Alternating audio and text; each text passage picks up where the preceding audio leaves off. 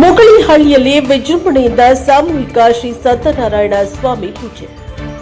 ದಾವಣಗೆರೆ ಜಿಲ್ಲೆ ಚನ್ನಗಿರಿಯಲ್ಲಿ ಶ್ರೀ ಕ್ಷೇತ್ರ ಧರ್ಮಸ್ಥಳ ಗ್ರಾಮಾಭಿವೃದ್ಧಿ ಯೋಜನೆ, ಬೇಸಿ ಟ್ರಸ್ಟ್ ಸಂತೆಬೆನ್ನೂರು ಯೋಜನಾ ಕಚೇರಿ, ಪ್ರಗತಿ ಬಂಧು ಸ್ವಸಹಾಯ ಸಂಘಗಳ ಒಕ್ಕೂಟ ಹಾಗೂ ಮರವಂಜಿ ವಲಯ ಸಾಮೂಹಿಕ ಶ್ರೀ ಸತ್ಯನಾರಾಯಣ ಸ್ವಾಮಿ ಪೂಜಾ ಸಮಿತಿಯ ಸಹಯೋಗದಲ್ಲಿ ಮುಗಳಿಹಳ್ಳಿಯ ಶ್ರೀ ಈಶ್ವರ ಸ್ವಾಮಿ ದೇವಸ್ಥಾನದಲ್ಲಿ ಆಯೋಜಿಸಲಾಗಿದ್ದ ಸಾಮೂಹಿಕ ಶ್ರೀ ಸತ್ಯನಾರಾಯಣ ಸ್ವಾಮಿ ಪೂಜೆ ಹಾಗೂ ಧಾರ್ಮಿಕ ಸಭೆ ಭಕ್ತಿ ಭಾವದಿಂದ ವಿಜೃಂಭಣೆಯಿಂದ ನೆರವೇರಿತು. ಕಾರ್ಯಕ್ರಮವನ್ನು ಉದ್ಘಾಟಿಸಿ ಮಾತನಾಡಿದ ತುಮಕೋಸ್ ಅಧ್ಯಕ್ಷರಾದ ಎಚ್ಎಸ್ ಶಿವಕುಮಾರ್, ನಮ್ಮ ಊರು ನಮ್ಮ ಕೆರೆ ಯೋಜನೆ ಸರ್ಕಾರ ಮಾಡದೇ ಇರುವ ಮಹತ್ವದ ಕಾರ್ಯವಾಗಿದ್ದು, ಶ್ರೀ ಕ್ಷೇತ್ರ ಧರ್ಮಸ್ಥಳ ಗ್ರಾಮಾಭಿವೃದ್ಧಿ ಯೋಜನೆಯ ಸೇವೆ ಶ್ಲಾಘನೀಯ ಎಂದು ಹೇಳಿದ್ದಾರೆ.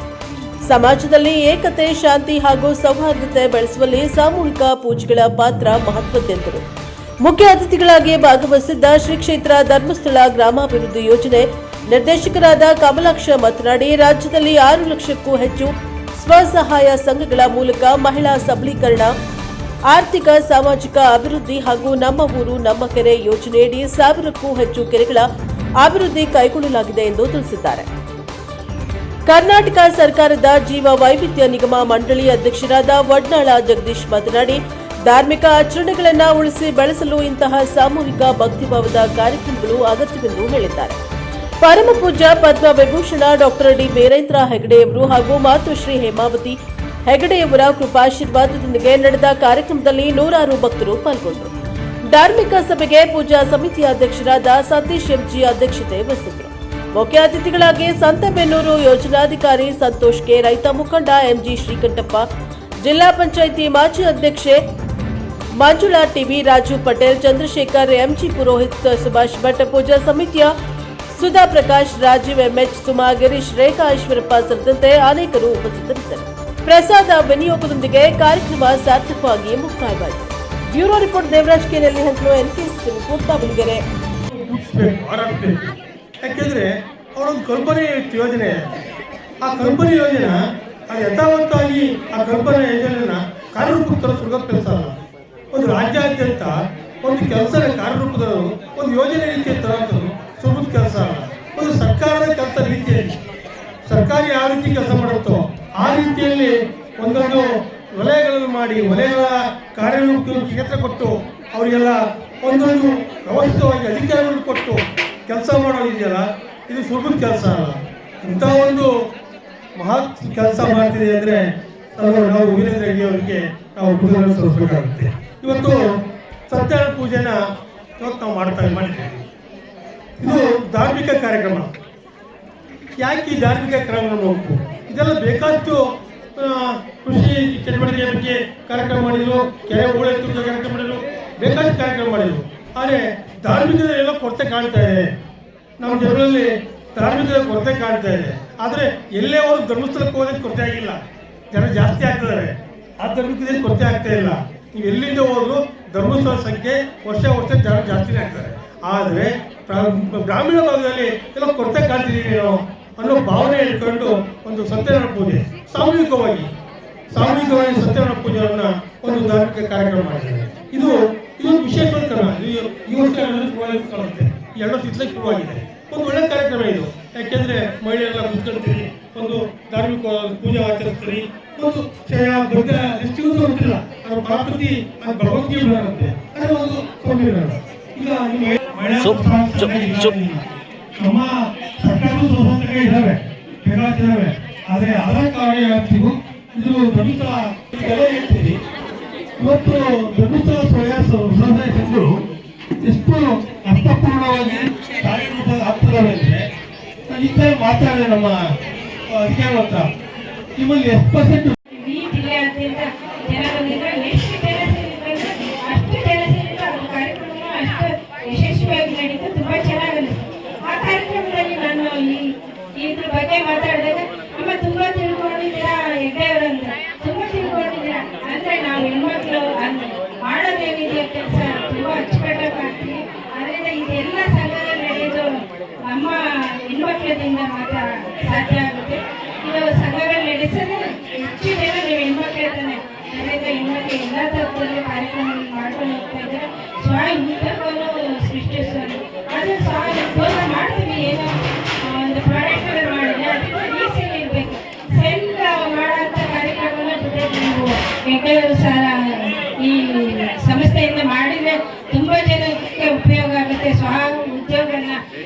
ಆದಂಗೆ ಆಗುತ್ತೆ ಅಂತ ಹೇಳಲಿಕ್ಕೆ ಇಚ್ಛೆ ಪಡ್ತೀನಿ. ಆದರೆ ಮುಂದಿನ ದಿನಗಳಲ್ಲಿ ಗಮನಿಸಿ ಆ ಉದ್ಯೋಗವನ್ನು ಮತ್ತು ಅದನ್ನ ಮಾರುವಂತ ವ್ಯವಸ್ಥೆ ಇದ್ರೆ ಯಾರು ಏನ್ ಬೇಕಾದ್ರೂ ಮಾಡ್ತಾರೆ ಅಂತ ಹೇಳಲಿಕ್ಕೆ ಇಚ್ಛೆ ಪಡ್ತೀನಿ.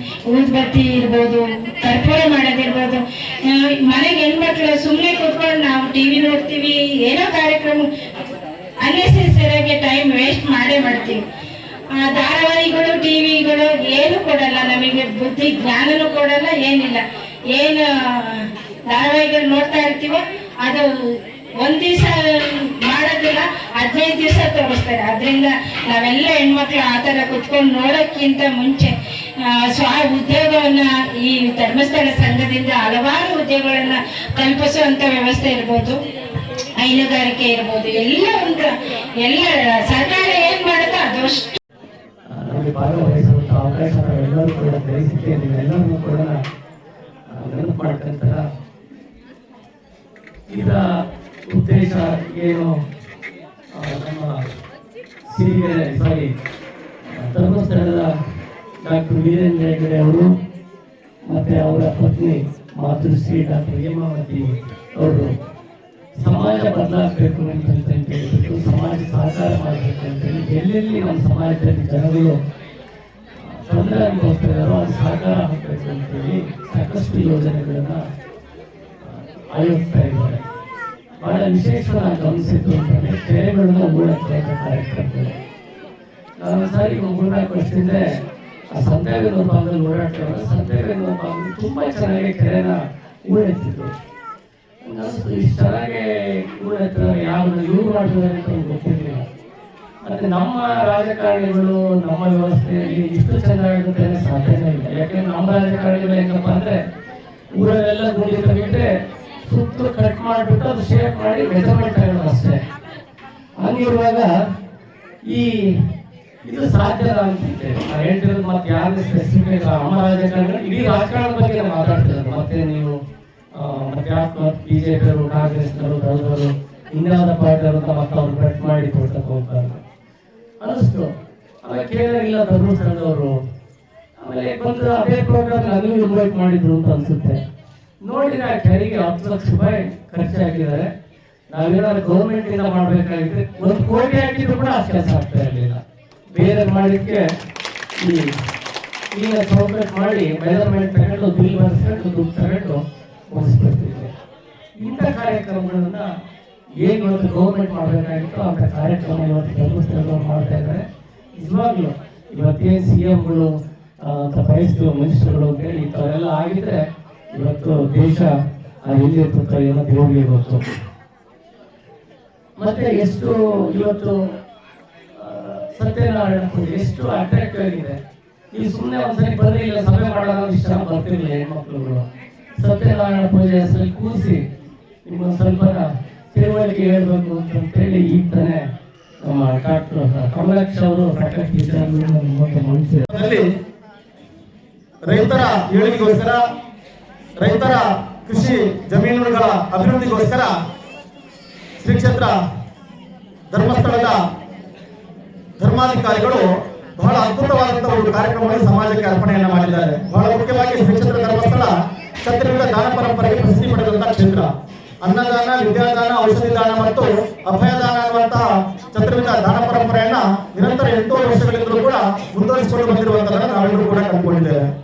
ಅದರಲ್ಲಿ ಬಹಳ ಮುಖ್ಯವಾಗಿ ಅಭಯದಾನದ ಪೂರಕವಾಗಿ ಈ ಅಭಯದಾನ ಅನ್ನುವಂಥದ್ದು ಪ್ರತಿಯೊಬ್ಬರಿಗೂ ಕೂಡ ತಲುಪಬೇಕು ಅನ್ನುವಂಥ ಉದ್ದೇಶವನ್ನು ಇಟ್ಟುಕೊಂಡು ಪರಮ ಪೂಜ್ಯ ಡಾಕ್ಟರ್ ಡಿ ವೀರೇಂದ್ರ ಹೆಗಡೆ ಅವರು ಶ್ರೀ ಕ್ಷೇತ್ರ ಧರ್ಮಸ್ಥಳ ಗ್ರಾಮಾಭಿವೃದ್ಧಿ ಯೋಜನೆಯನ್ನ ಕರ್ನಾಟಕ ರಾಜ್ಯಕ್ಕೆ ಪಸರಿಸಿಕೊಂಡು ಪ್ರತಿಯೊಂದು ಕುಟುಂಬಕ್ಕೂ ಕೂಡ ಅಭಯವನ್ನ ನೀಡಬೇಕು, ಆತ್ಮಸ್ಥೈರ್ಯವನ್ನ ತುಂಬಬೇಕು ಅನ್ನೋ ಉದ್ದೇಶವನ್ನು ಇಟ್ಟುಕೊಂಡು ಶ್ರೀ ಕ್ಷೇತ್ರ ಧರ್ಮಸ್ಥಳ ಗ್ರಾಮಾಭಿವೃದ್ಧಿ ಯೋಜನೆಯನ್ನ ಇಡೀ ಕರ್ನಾಟಕ ರಾಜ್ಯಕ್ಕೆ ವಿಸ್ತರಣೆ ಮಾಡಬೇಕು. ಬಹಳ ಮುಖ್ಯವಾಗಿ ಶ್ರೀ ಕ್ಷೇತ್ರ ಧರ್ಮಸ್ಥಳ ಗ್ರಾಮಾಭಿವೃದ್ಧಿ ಯೋಜನೆ ಆರಂಭದಲ್ಲಿ ಒಂದು ಕುಟುಂಬದ ಅಭಿವೃದ್ಧಿಗೋಸ್ಕರ, ಒಂದು ವೈಯಕ್ತಿಕ ಕುಟುಂಬದ ಅಭಿವೃದ್ಧಿಗೋಸ್ಕರ ಹಲವಾರು ಕಾರ್ಯಕ್ರಮಗಳನ್ನ ಹಮ್ಮಿಕೊಂಡು ತದನಂತರದಲ್ಲಿ ಸಂಘಟಿತರನ್ನಾಗಿ ಮಾಡಿಕೊಂಡು ಪ್ರತಿಯೊಂದು ಸ್ವಸಹಾಯ ಸಂಘಗಳನ್ನ ಮಾಡಿಕೊಂಡು ಅದರ ಮೂಲಕ ಅವರನ್ನ ಅಭಿವೃದ್ಧಿಯನ್ನ ಮಾಡಬೇಕು, ಅವರ ಜಮೀನುಗಳನ್ನ ಅಭಿವೃದ್ಧಿಯನ್ನ ಮಾಡಬೇಕು ಅಂದ್ರೆ ಬಹಳ ಮುಖ್ಯವಾಗಿ ಕೃಷಿಕರಿಗೆ ಹೆಚ್ಚಿನ ಆದ್ಯತೆಯನ್ನು ಕೊಟ್ಟುಕೊಂಡು ಈ ಸಂಸ್ಥೆಯನ್ನ ಅವತ್ತಿನಿಂದ ಇವತ್ತಿನವರೆಗೂ ಕೂಡ ಮುಂದುವರಿಸಿಕೊಂಡು ಬಂದಿದ್ದಾರೆ. ಅದರ ಒಟ್ಟಿಗೆ ಪ್ರತಿಯೊಂದು ಕುಟುಂಬ, ಪ್ರತಿಯೊಬ್ಬ ಮಹಿಳೆ ಕೂಡ ಈ ಸಮಾಜದ ಮುಖ್ಯ ವಾಹಿನಿಗೆ ಬರಬೇಕು ಅನ್ನೋ ಉದ್ದೇಶವನ್ನು ಇಟ್ಕೊಂಡು ಮಹಿಳಾ ಸ್ವಸಹಾಯ ಸಂಘಗಳನ್ನ ಮಾಡುವ ಮೂಲಕ ಜ್ಞಾನ ವಿಕಾಸ ಕಾರ್ಯಕ್ರಮವನ್ನು ಹಮ್ಮಿಕೊಳ್ಳುವ ಮೂಲಕ ಇವತ್ತು ಪ್ರತಿಯೊಂದು ಕಾರ್ಯಕ್ರಮವನ್ನು ಕೂಡ ಪ್ರತಿಯೊಂದು ಹಳ್ಳಿಗಳಲ್ಲಿ ಕೂಡ ಇವತ್ತು ನೀಡಿರುವಂತದ್ದು ಪರಮ ಪೂಜ್ಯ ಡಾಕ್ಟರ್ ಡಿ ವೀರೇಂದ್ರ ಹೆಗ್ಗಡೆ ಅವರು.